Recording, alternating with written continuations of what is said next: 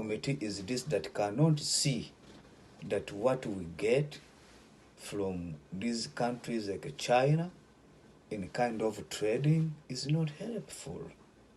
Part D, the Committee on Industry, Science and Technology, Energy, Natural Resources and Environment.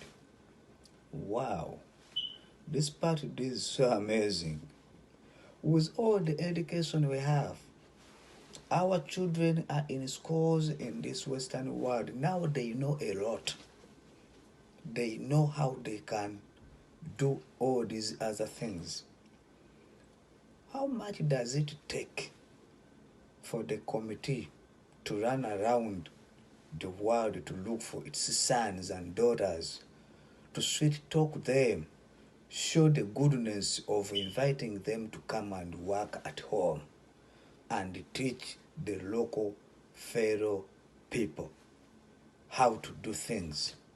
This should have been amazing, because we have them everywhere. They, like I said before, they are in Australia, they are in Canada, they are in Europe, they are in America. They are all over the place with their education, and they are doing great.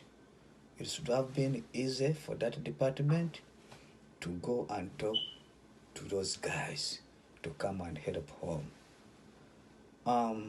Part E, the Committee on Transport, Communications and Tourism.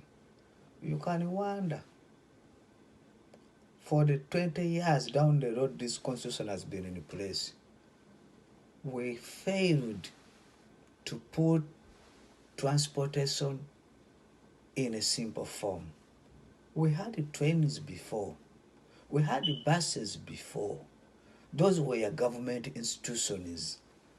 They were government buses and trains. It was easy to join, to make a chain for all countries, and we get easy transport from here to Cape Town. From Uganda to Cape Town, from Nairobi to Egypt, from Dar es Salaam to Rwanda, by a train. Transport should have been easy, and so forth. Part F, the Committee on Health, Labor and Social Affairs.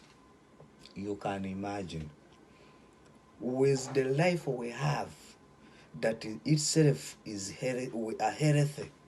We only needed like some small guidance, simple guidance on how someone can go to do some medical checkup to find what should have been developed into a bigger thing, and then they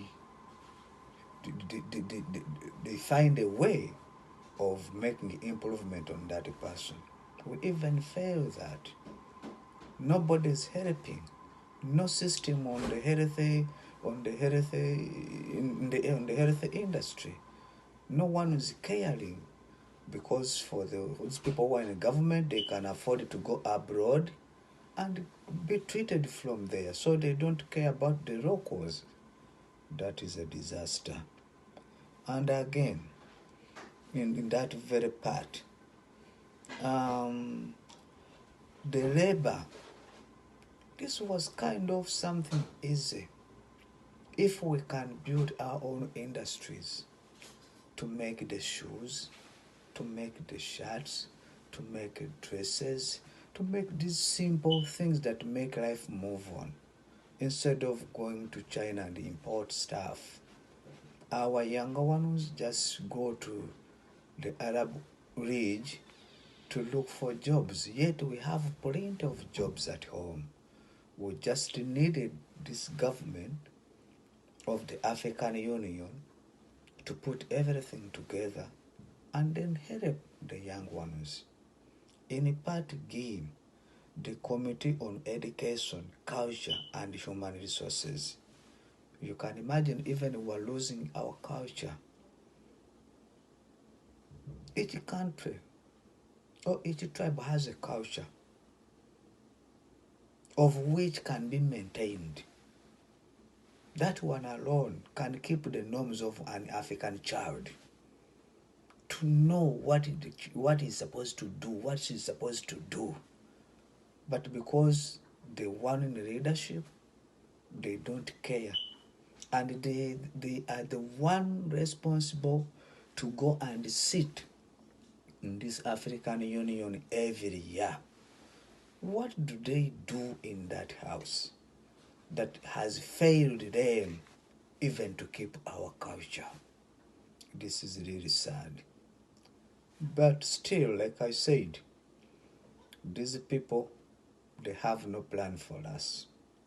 You can imagine these governments, instead of helping us, these people, some of them, they were there in forming this constitution.